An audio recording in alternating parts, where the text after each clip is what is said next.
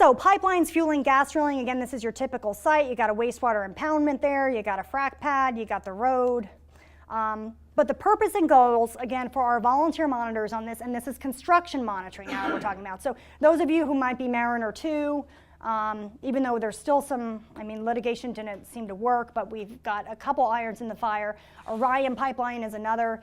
These pipelines are going into this construction phase. So we want to get people out there to be the sentinels and to look at basically erosion and sediment issues on the ground for the most part, assist with documentation, and demand that fines are assessed, okay? And again, this is tricky and this is hard, and I could tell you a lot about the bully tactics that were used. That's the one thing I have to say about this. So you always want to stay safe when you're doing construction monitoring of pipelines, and you want to stay out of the active right-of-way.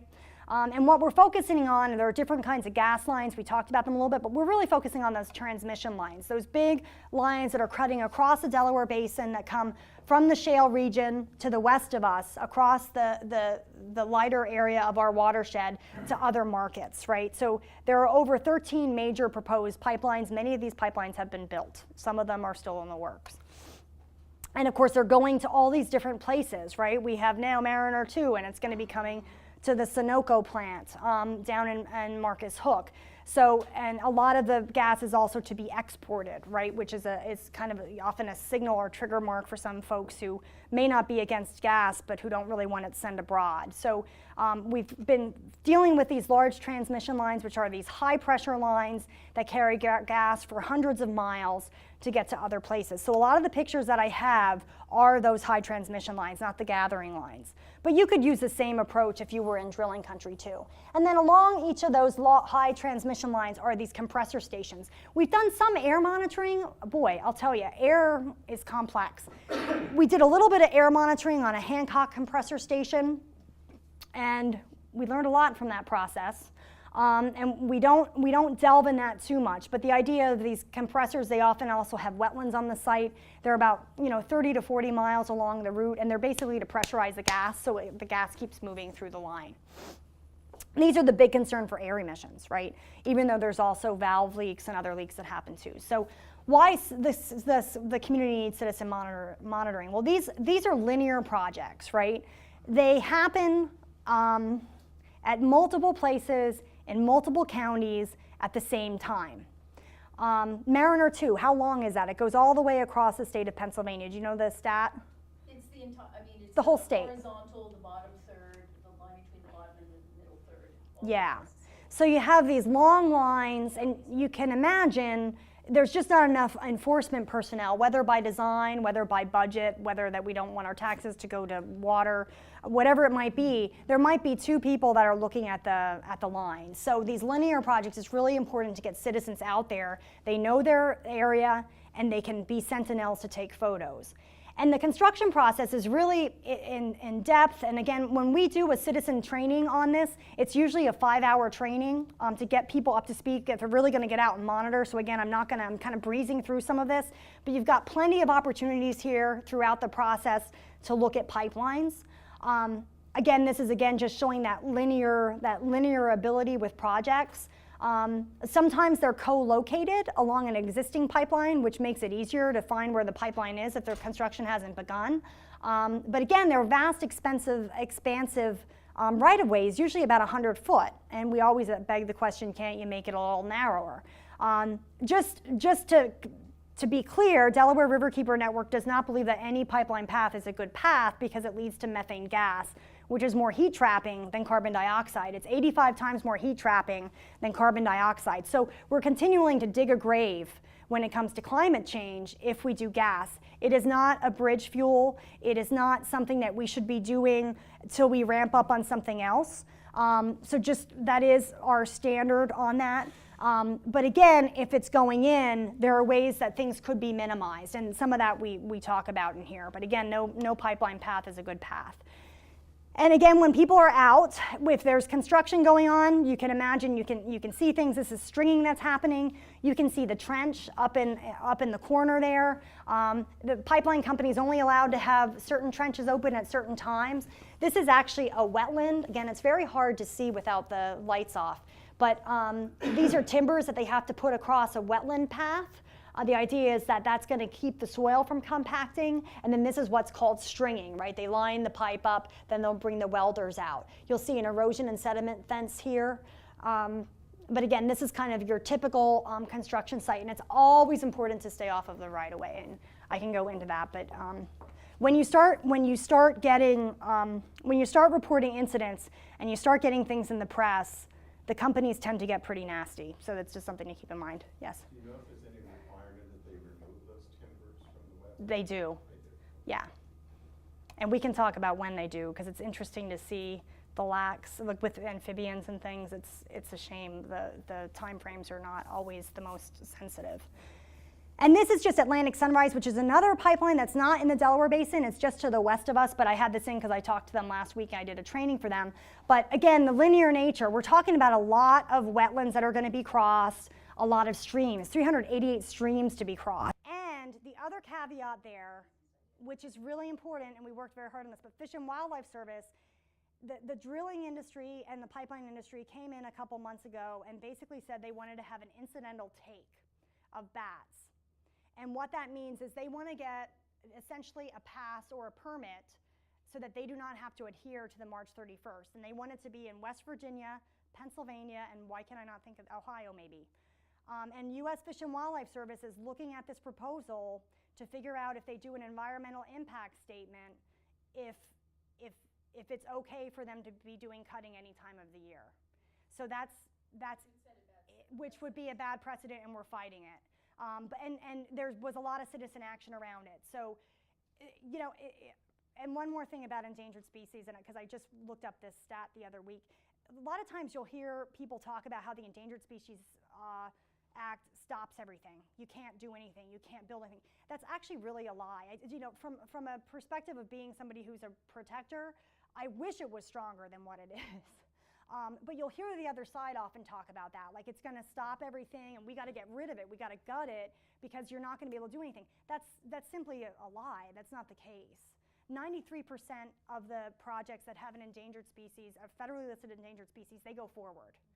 So that 93%, there was an organization that looked at that a couple years ago to kind of, you know, again, alternate facts, that idea of like, it's not stopping it, unfortunately, but it slows it down, and again, you use any trigger you can get. So it's still a really important tool, you're right, but the reality is it doesn't stop everything. But we do some mapping with endangered species.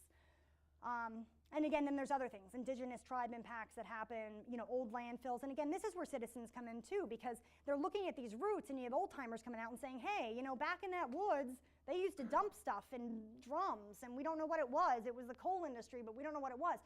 So these are things that come out and that come on the docket, and then they have to address it. You know, it just keeps slowing down that in EIS or EA, environmental analysis concept.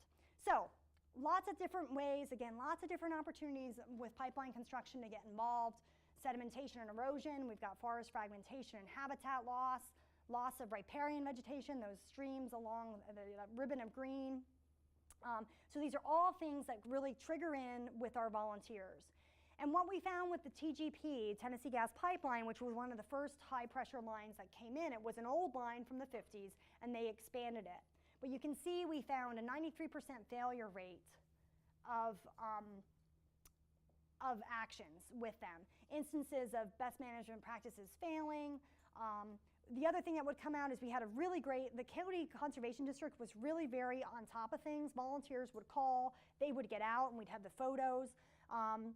We would get the FOIAs to see what they would say. They would say, yes, you know, you need to be putting, you know, more silt fences up. And they'd say, yes, okay, we'll do that. But then the silt fences never get up, right? It's like it becomes a he said, she said.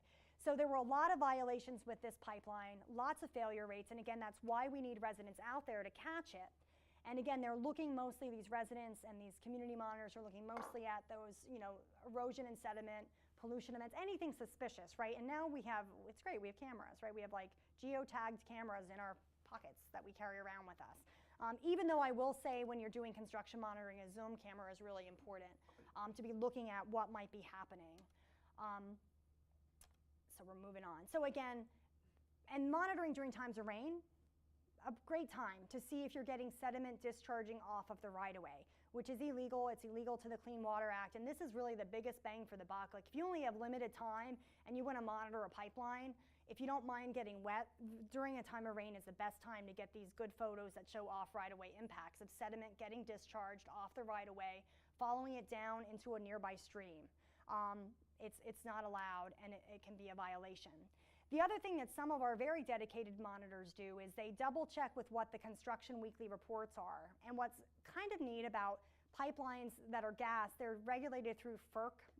FERC doesn't work, but FERC is the Federal Energy Regulatory Commission. We have a lot of targets working on getting their reform there. But essentially, everything on the docket has to be put up on this electronic portal.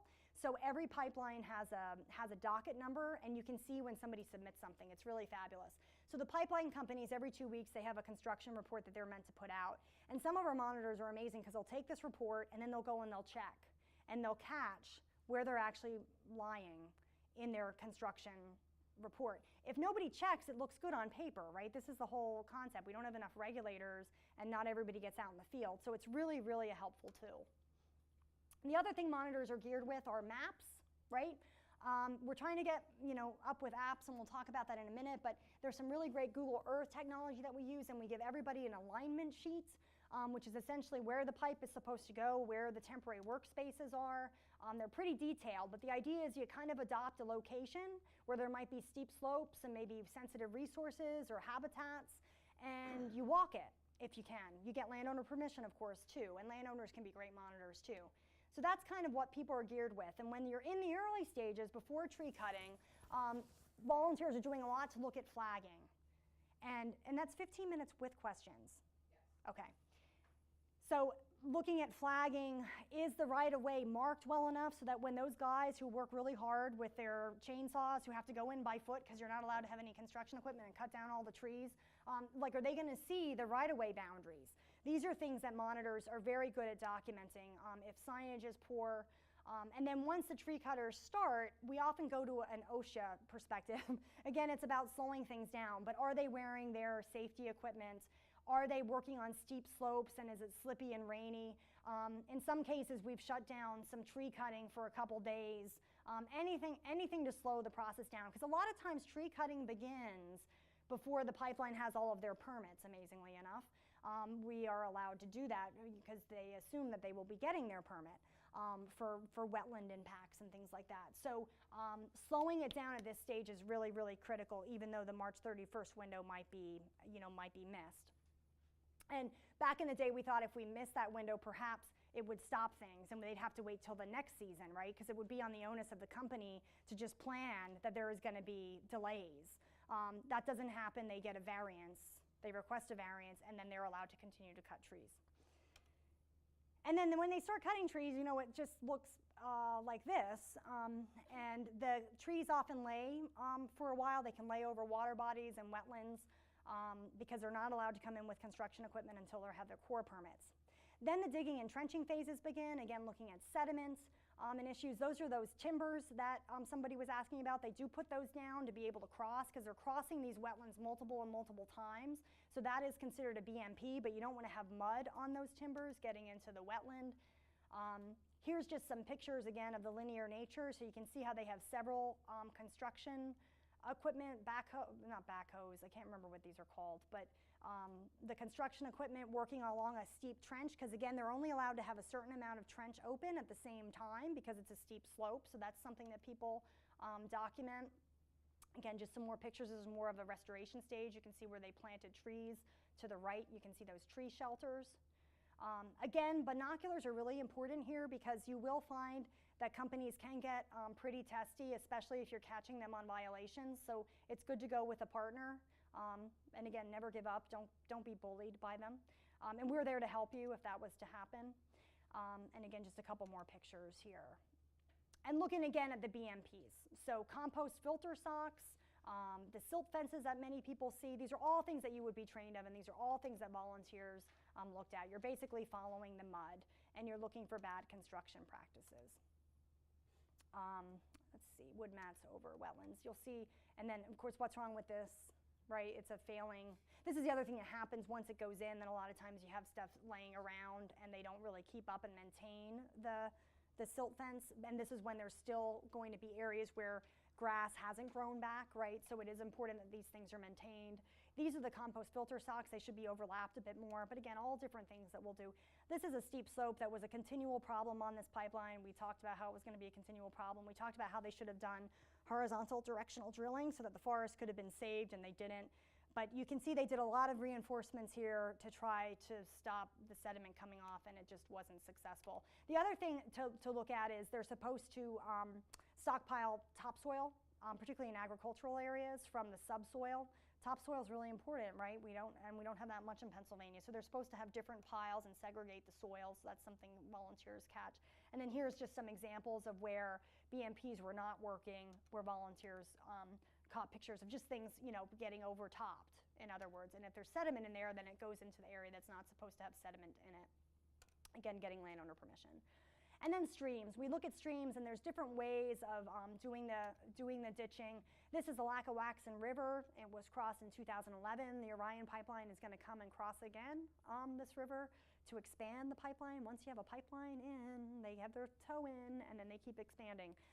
But this was the river of the year in Pennsylvania, the year that it got cut across. But you can see the sediment plume right there. Required to go under the river here? No. They were not required. We worked to try to get it to be HDD, but they said it was not feasible. It's more expensive to do a horizontal directional drill underneath. So the pipeline company is going to fight that tooth and nail, and I could tell you a couple other examples where they were supposed to do HDD, then they came in later and they got a variance. So you got to be on them. You have to be on them constantly, and try to use the legal hooks that you can. All right, so sedimentation, it's important for the critters, and we talked a little bit about that. The other thing our volunteer monitors help with are landowners who are distraught, right? Because their wells are suddenly turbid. They don't know what to do. This gentleman is in his 80s. I always worried about his heart when I would be out there, and his whole backyard was filled with the pipeline. It was also a forest that got cut down. Again, riparian vegetation is gone, so all of those trees are gone. And again, they can replant some of the pipeline, but not all of it where the pipes are located. They do not plant because they have to be maintained. And here's just a steep slope, right? So these are the trigger areas. So if you're like along the Mariner or somewhere else, and if you know where there are steep slopes or important streams or forests, those are the areas I would focus on, because there's a couple more environmental hooks that you can use to kind of try to slow them down. This is a steep slope in the sense that they have to put these berms in, right? They have these water bars, so you have stuff coming off of that. And then, you know, volunteers also are documenting other harms, right? So it's just disturbance of wildlife. We don't know if a pipeline hit this young cub bear, but what we do know is it was during increased activity, and it was along a dirt road in the middle of Delaware state game lands. And again, we've got grades and we've got blowouts. So blowouts are key. Now, we documented soil compaction, and I won't go too deep into this, but the idea that the pipeline company says they have temporary workspaces and additional temporary workspaces.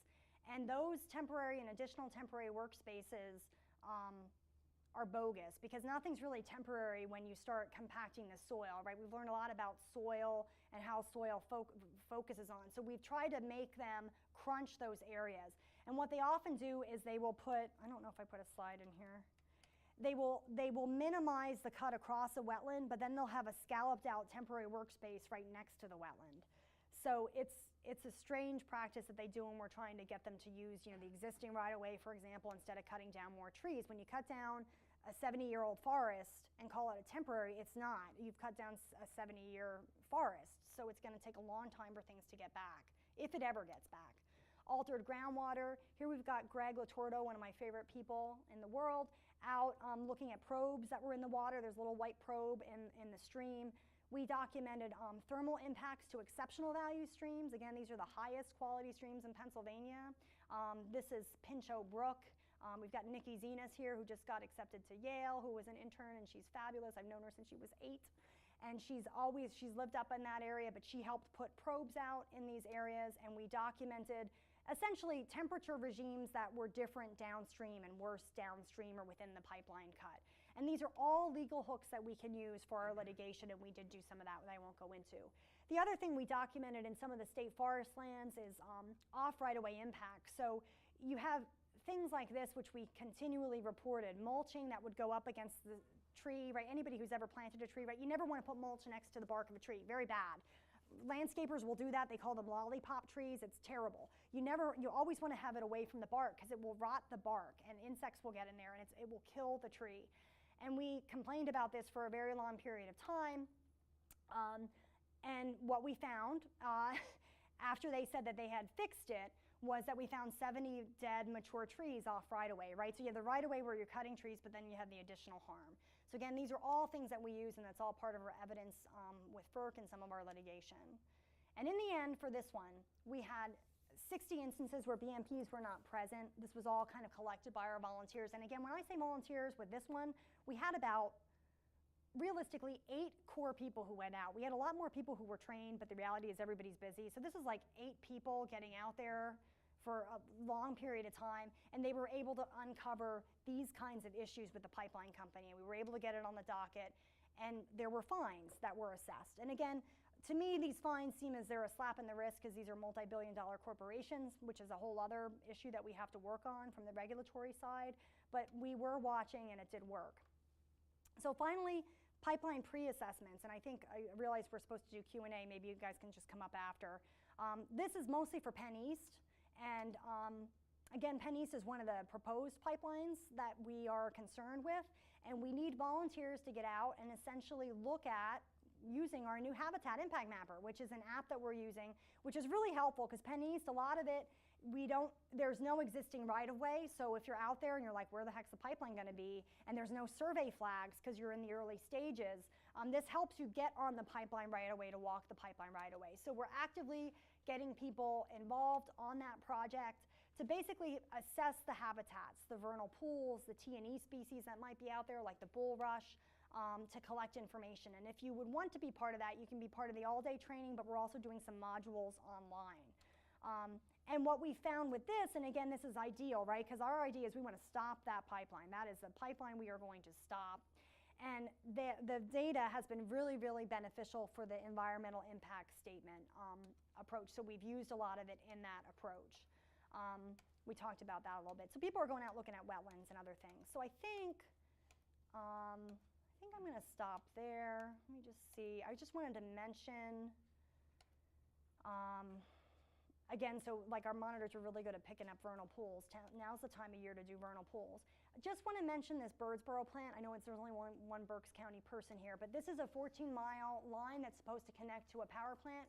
So, you know, folks, there are 40 permitted new proposed gas plants in Pennsylvania that have not been built yet. And a lot of this might be just stopping the money because they're very, very expensive. But this is a plant that Cherry's working really hard on. June 2019 is the construction date, but again, a lot of times these get pushed off, at least from our experience. But this is going to be very close to the Schuylkill River in Birdsboro. So Schuylkill River, again, is wild and scenic as well. And we've got an existing armor cast plant. That's where they're going to be building this, but you can see the Schuylkill River right up there, so it's very close to the river. And it's also very close to communities, this power plant that they want to be putting in. So she can do a whole presentation on this, but this is another one that we're recruiting people on to basically try to stop the plant, but really get some impacts on the pipelines and get out there and assess some of that area. And here's the pipeline route. It's going through Ole Valley, which has some really great protectors, and Amity Township, going up into, it doesn't hit Pike Township yet, but again, this is the pipeline that has to go to that plant. And again, that would be using natural gas from the drilling areas. So that's it. I think I appreciate you for your time and everything that you do. Well, you've been a great audience. Thank you so much. I will share any kind of protocols with you, and again, we can do more trainings if somebody wants to talk to me about that, but keep up all the good and be well and stay healthy and continue wonderful goodness.